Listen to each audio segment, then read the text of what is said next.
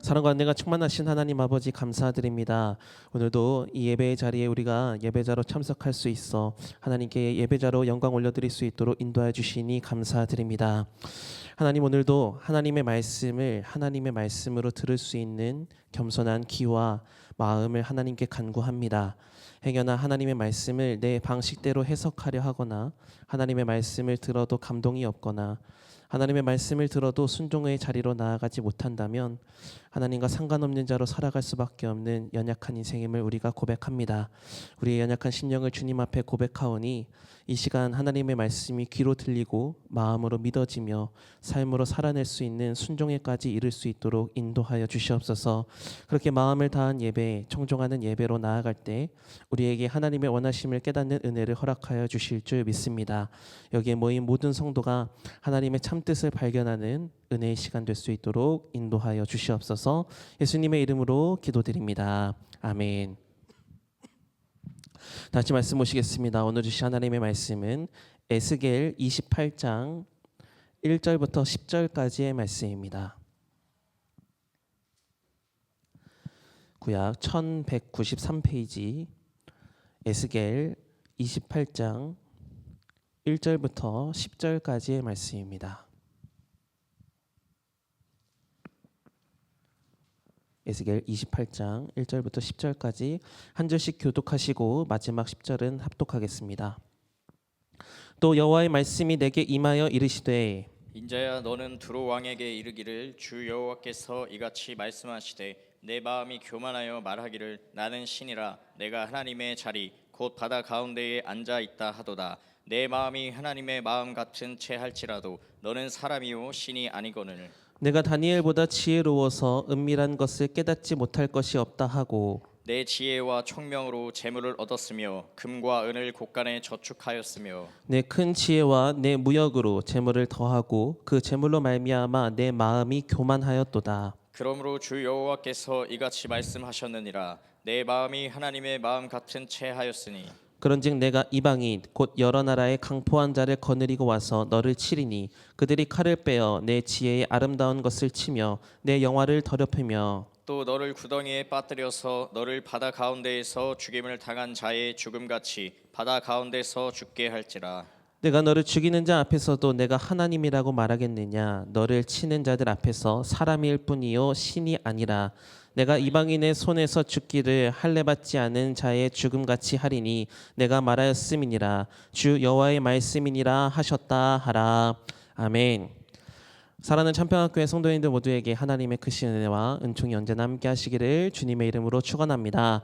오늘의 말씀은 너는 사람이요 신이 아니거늘 이라는 제목의 말씀인데요. 두로 왕에 대한 말씀을 통해서 함께 은혜를 나누고자 합니다.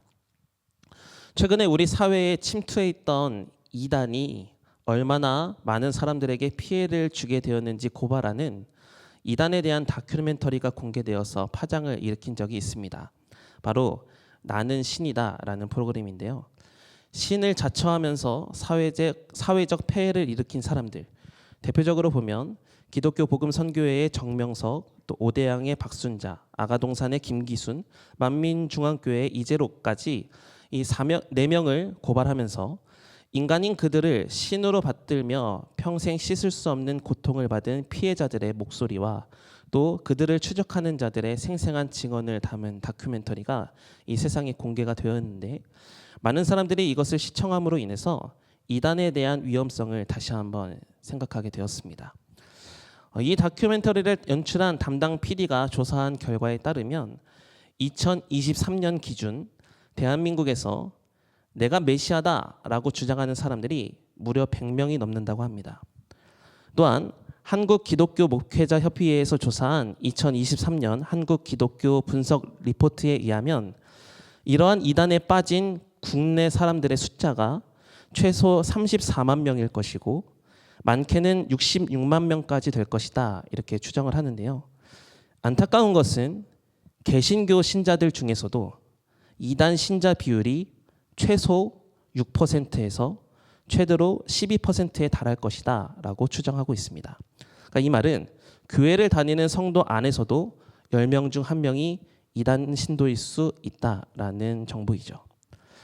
그렇다면 왜 이단들의 우두머리들은 자기들의 집단을 만들고 그 집단에서 자기들을 신이라고 부르게 한 것일까요?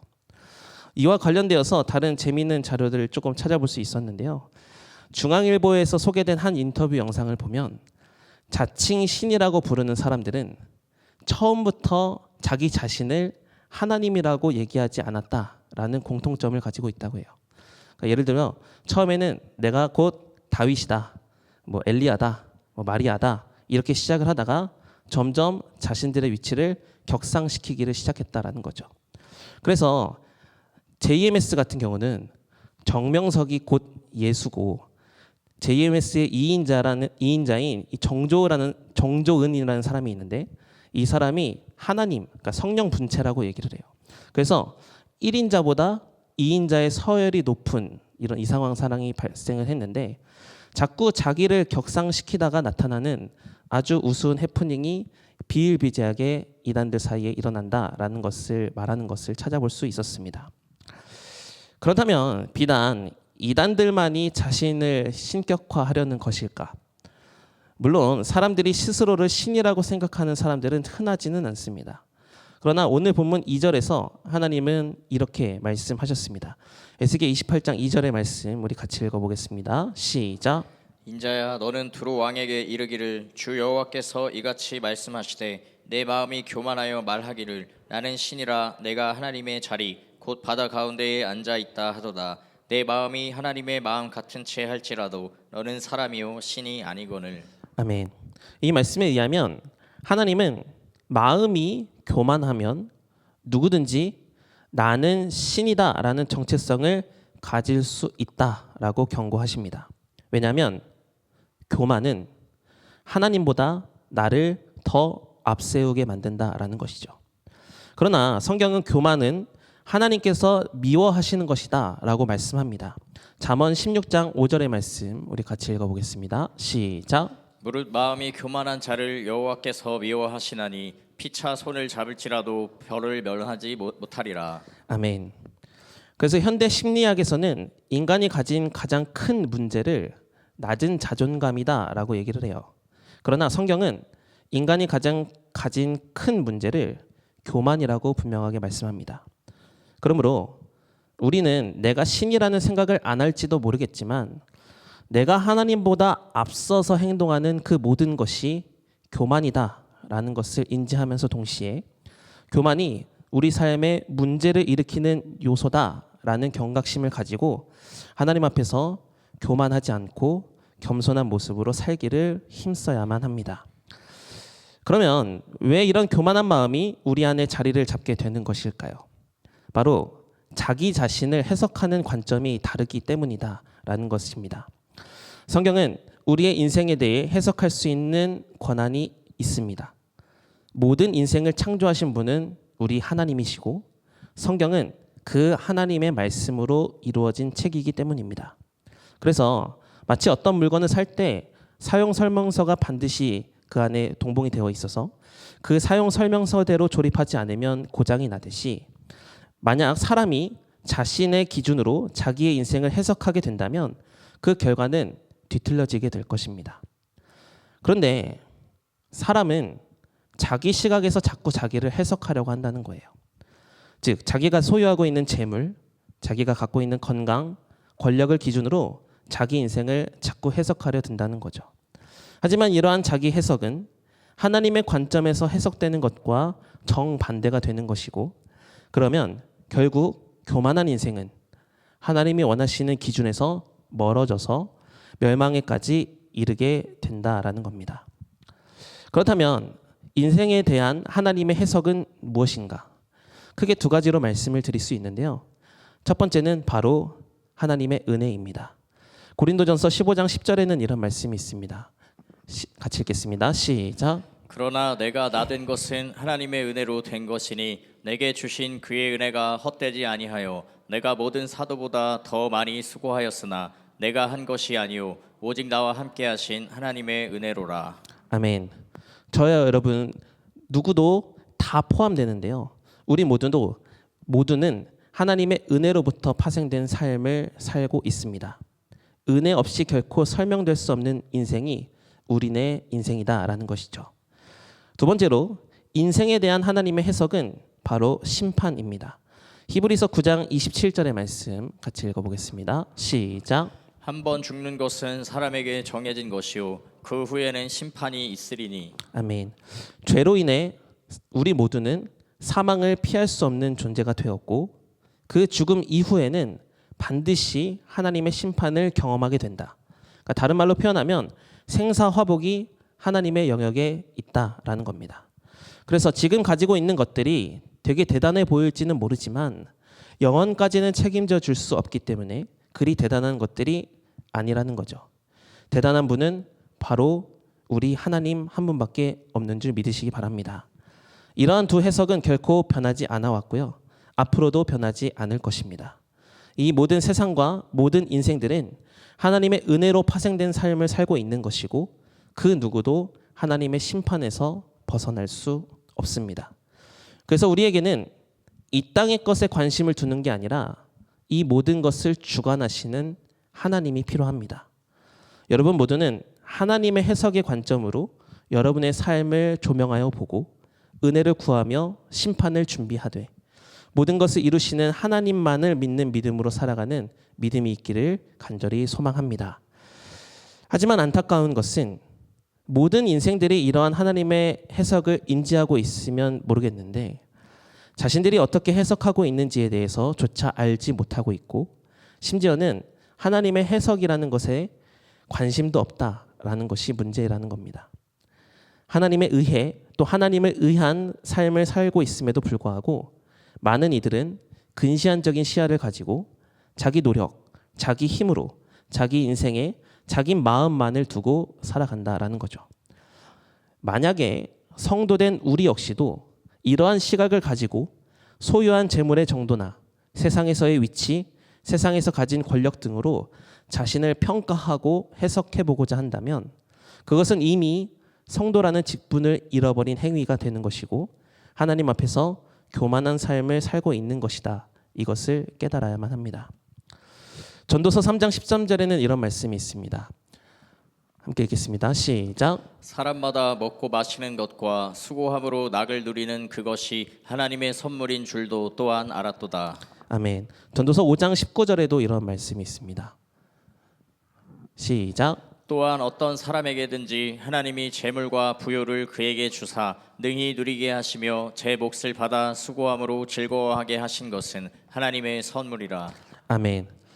전도서의 저자 솔로몬은 사람이 먹고 마시고 낙을 누리는 것, 재물과 부요를 누리는 것에 대한 출처가 나에게 있는 것이 아니라 하나님의 선물이다 이렇게 고백을 하고 있습니다.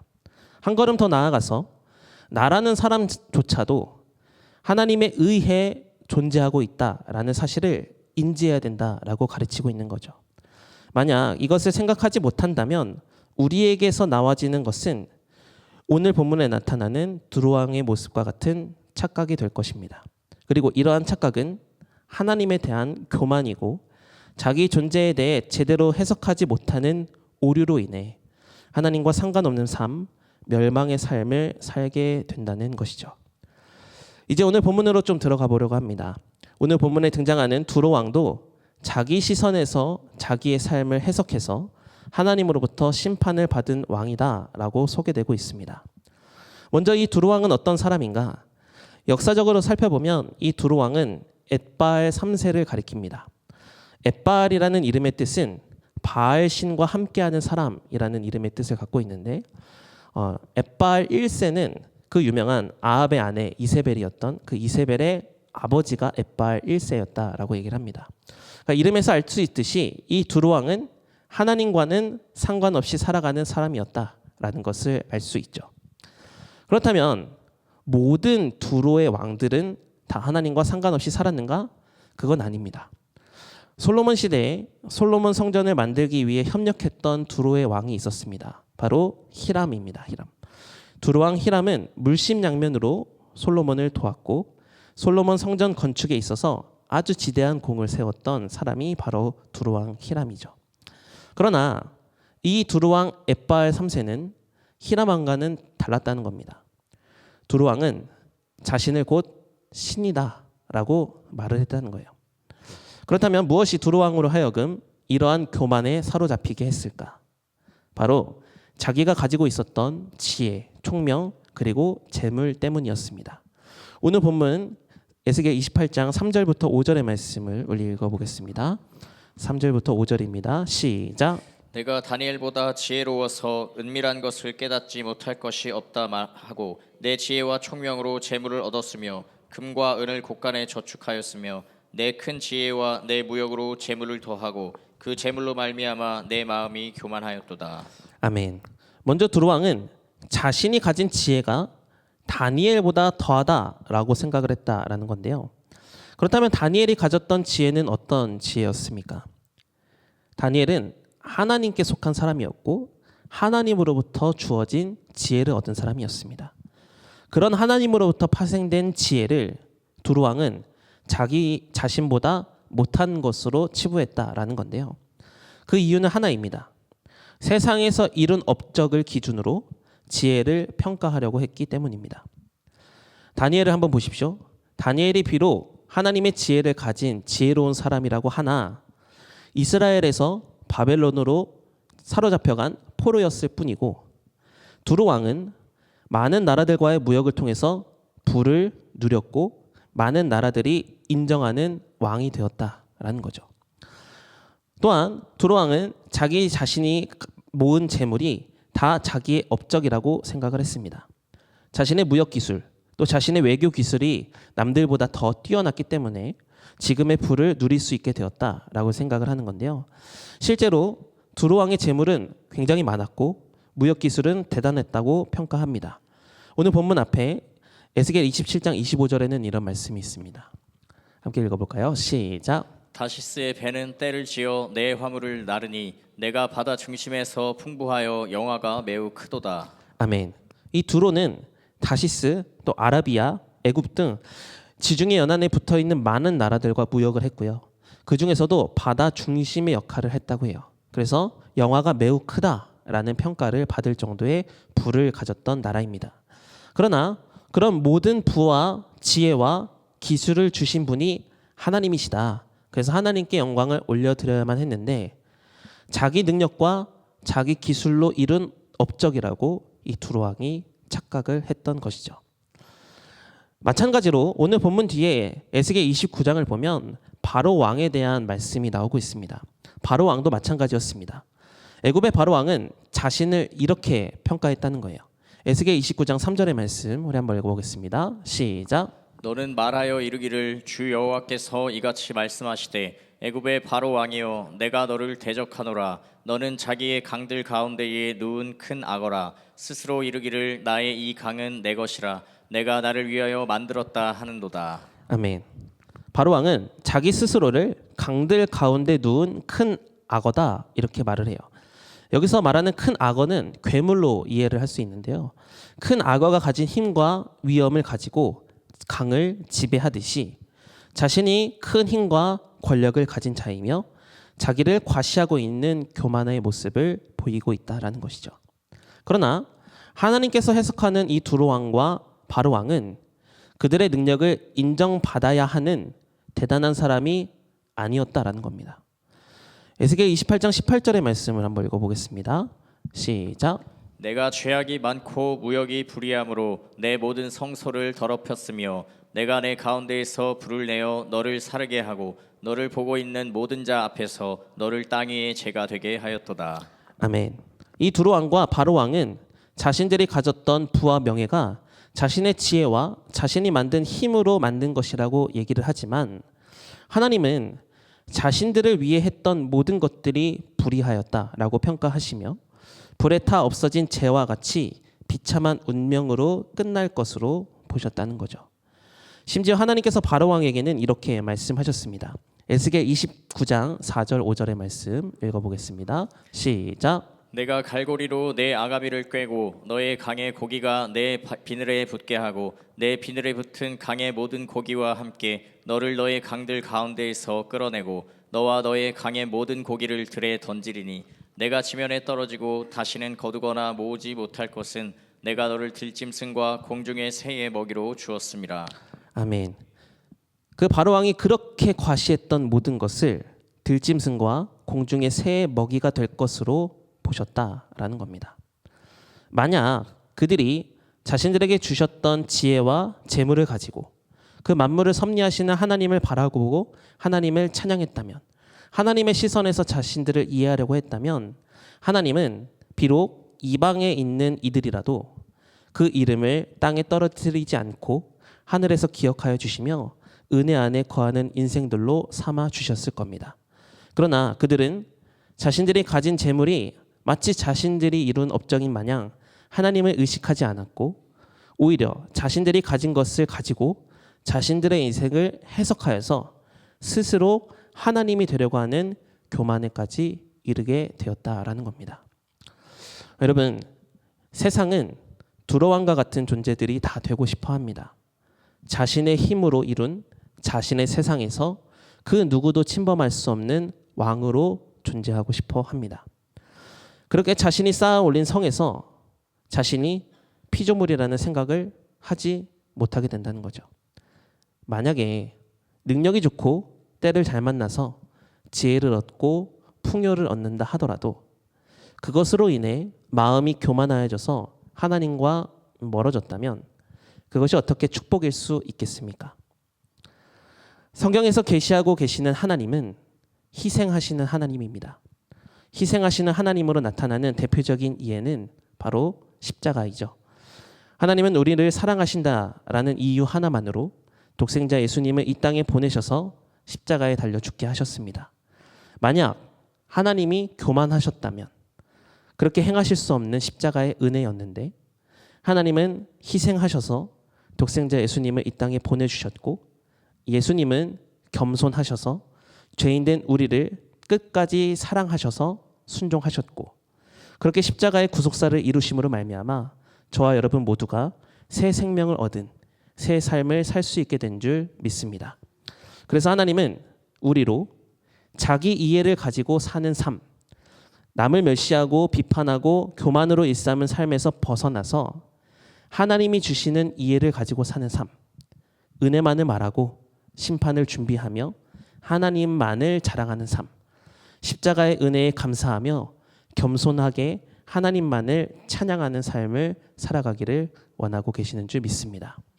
그러므로 여러분이 가진 재능, 지식, 재물에 대한 관심을 가지고 자기 자신에 대한 이해를 하려는 것이 아니라 오직 십자가에 대한 관심, 죄에 대한 관심을 기울일 수 있기를 바랍니다.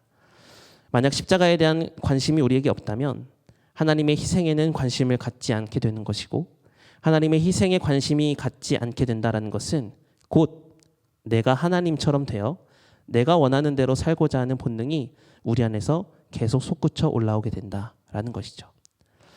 내가 나를 스스로 이해하려고 정의하는 순간 우리는 하나님 앞에 교만한 자가 된다는 것을 반드시 기억해야만 합니다.